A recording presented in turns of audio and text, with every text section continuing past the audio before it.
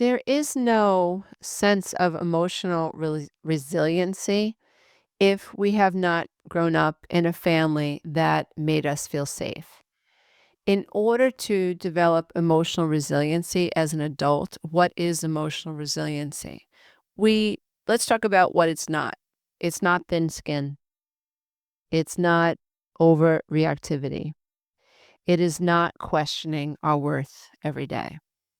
It is not having other people feel like they need to walk around eggshells on us because we might blow up at them for not saying the right thing. That is not emotional resiliency.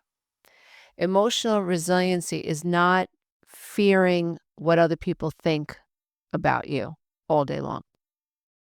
Emotional resiliency is not assuming that every comment that someone makes, they're being passive aggressive. In some cases, it is. If you grow up in a critical home, you grow up a critical person. That is 2 plus 2 equals 4. That is what I always talk about, which is childhood programming. It is subconscious.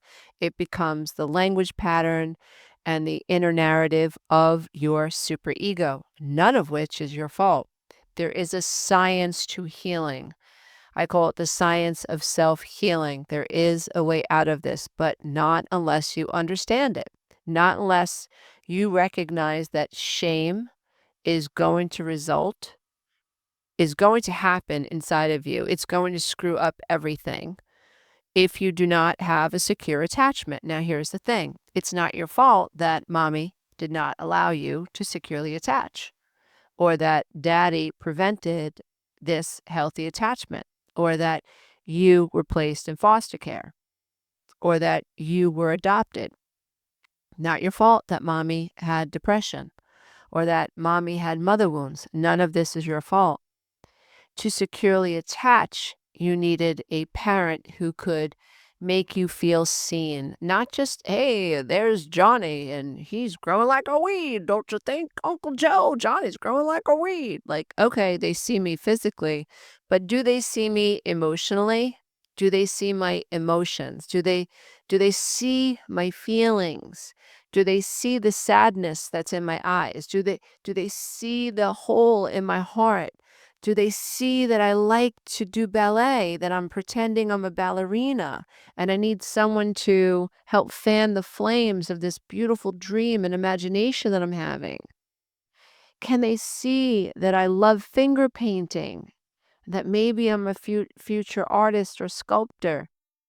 Do they see that I like playing with trucks and maybe I'd like to be a mechanic? Or do they see that I like to pretend that I'm flying and it makes me feel like I'm a bird and maybe there's a future airplane pilot in there? Do they see that? Do they see me?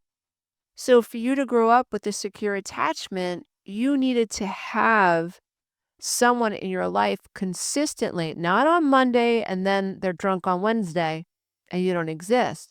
You needed to have consistent caretakers model for you this sense that you walked into a room, I see you.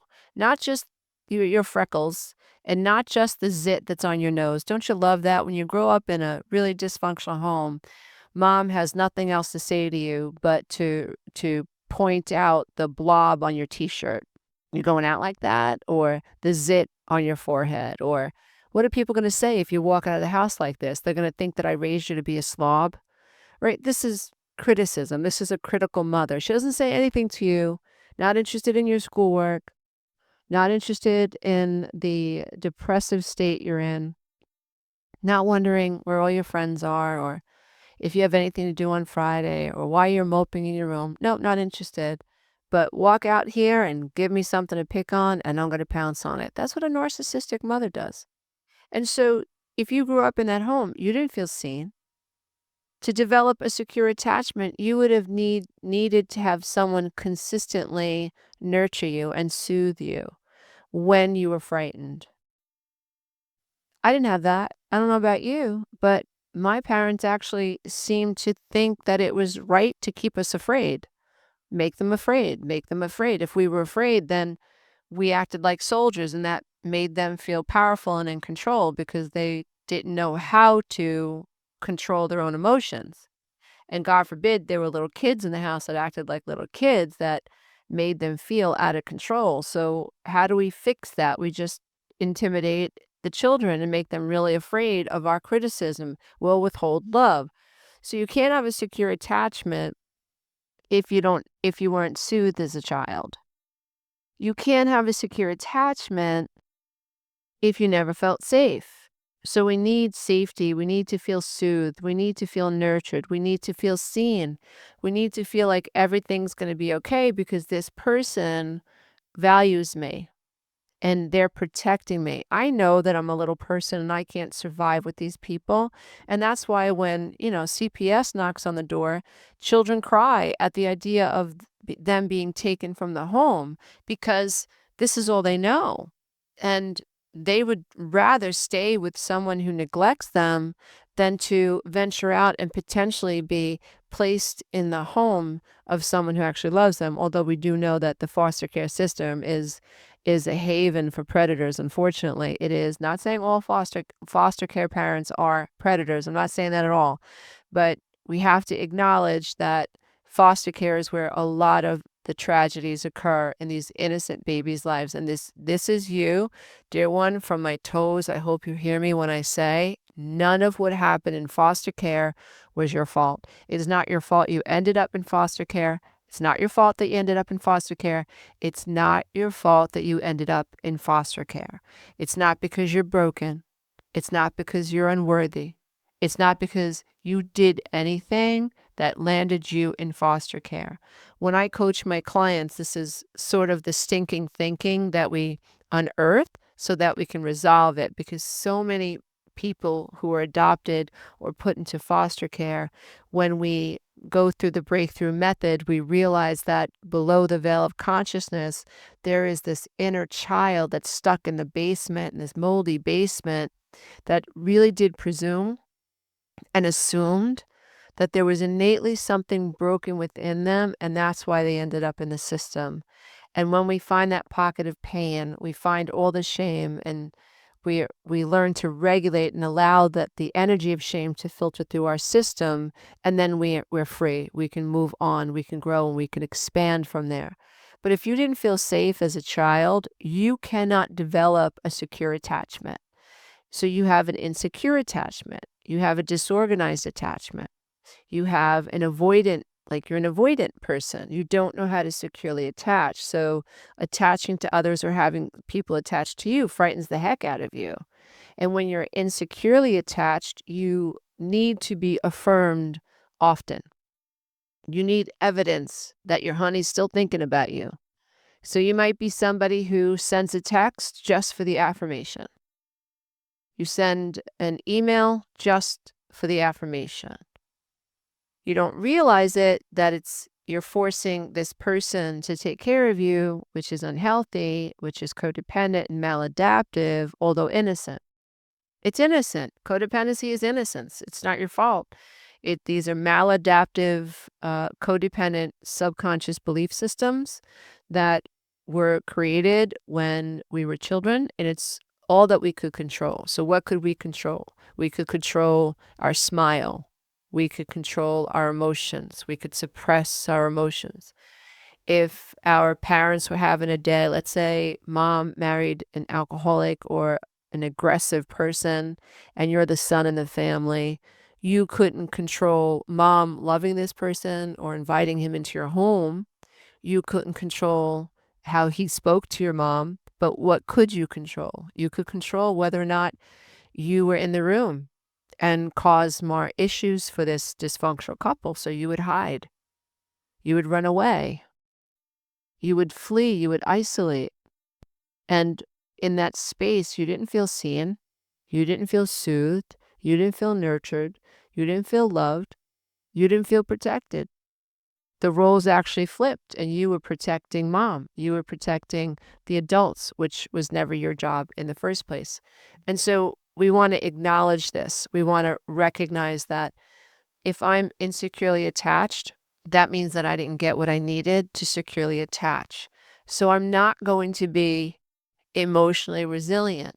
I might have some anger issues. I might get frustrated really quickly, but not know why.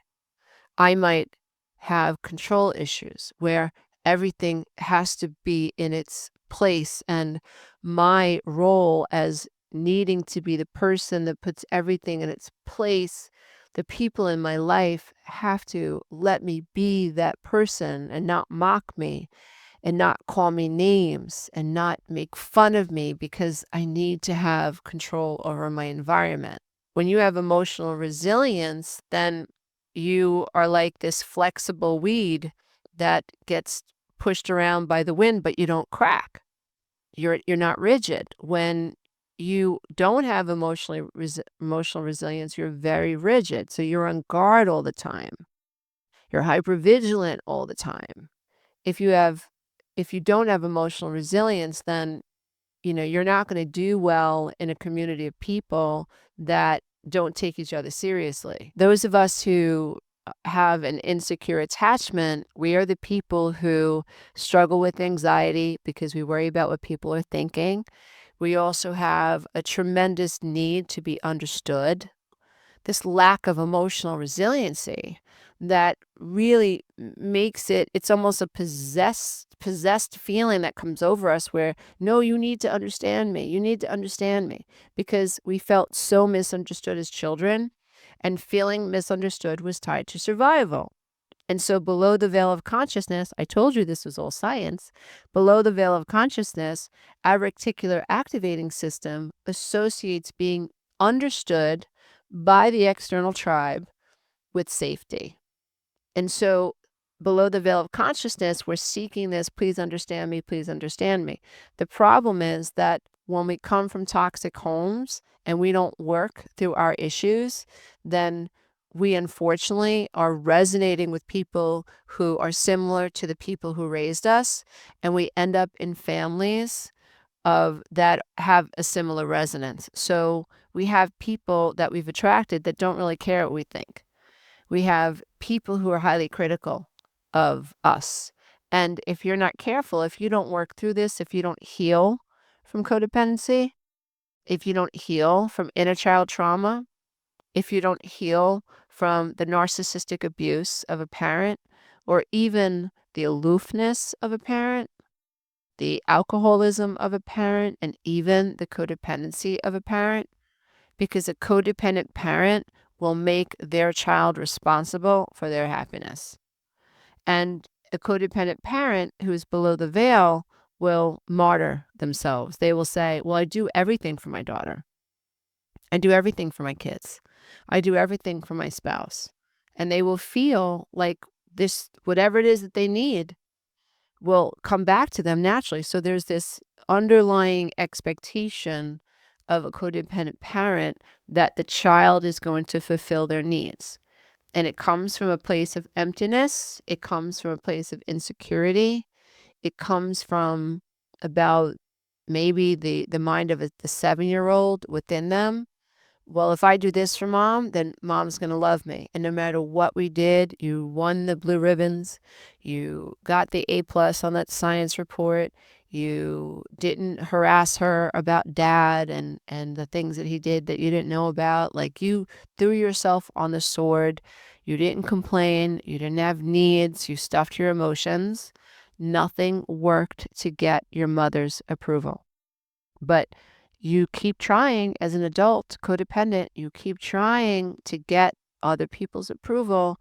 And what you do not realize at a conscious level is that you are being possessed by the subconscious mind, and the inner child narrative is running the ship. And until you understand the principles that will set you free, you remain in that space. And that's not your fault. This is just patterns and programming. Reality echoes the inside. That's why they say, as a man thinks in his heart, so is he. That's why they say, as it is below, so shall it be above. That's why when you look at a reflection of a lake, you see the echo of what is above the lake reflecting on the lake. It's everywhere. It's science. It's physics. Like, healing is science. We tend to make a lot bigger issue out of it than we should. But I have learned, and I teach it in the 12-week breakthrough method, that when we take a scientific approach to healing and we understand what's happened at a scientific level as it relates to neurology, as it relates to biology, as it relates to the subconscious mind and belief systems manifesting as codependency, boy, oh boy, it makes so much sense.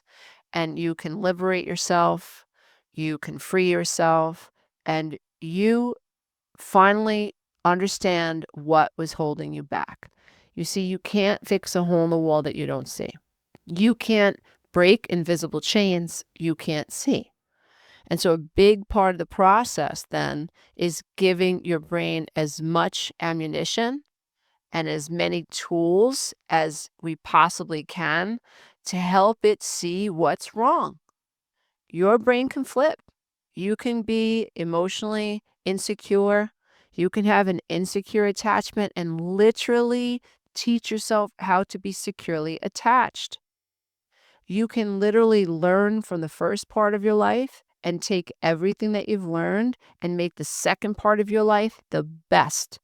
And you can accelerate from there, but not without healing at the level of the subconscious mind. I don't think it's possible. You can talk all day in therapy. You can go to 12 steps. You can take the medication. Oftentimes it's needed and required. I don't suggest anybody come off medication at all. What I am suggesting is that what's wrong is subconscious. There is a way to hack the brain, but staying in the mental field ain't it. So we have to access the subconscious mind. If anyone is interested in learning how to do this, I offer the breakthrough method. You can take my course online. You can take it with me live. The next course may be the last live course that I offer this summer. And then we're moving to a membership model where the courses that I create, the methods and breakthroughs that I create, the systems, the processes, the frameworks that I've used in my own life to break through and break free will be offered inside a membership in a self-study platform. It will work if you work it.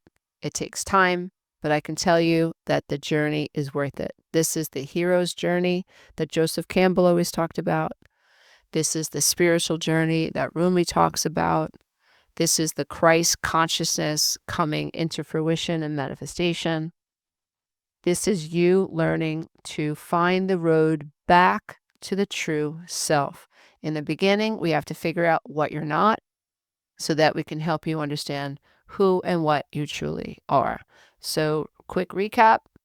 If you want to be emotionally resilient, then we have to take you from insecurely attached to securely attached. So you have to go from being codependent to codependent no more. And then all your dreams can and will come true. Namaste, everybody. Until next time. To learn more about how I can help you with the methods that I've created, visit www.lisaaramano.com.